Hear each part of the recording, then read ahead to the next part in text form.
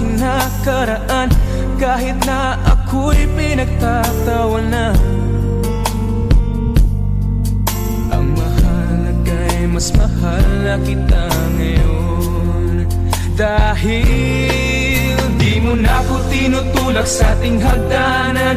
Di mo na nilalagyan ng laso ng ulam, at sa gabi pag ako'y tulog ng mahimbing, di mo na ako tinatakpan ng unan. Di mo na sinusubsob ang mukha ko sa kalan, di mo na ako sinisipa sa aking harapan. Mas makinis na rin ang balat sa dibdib, dahil hindi mo na ako pinakukulang.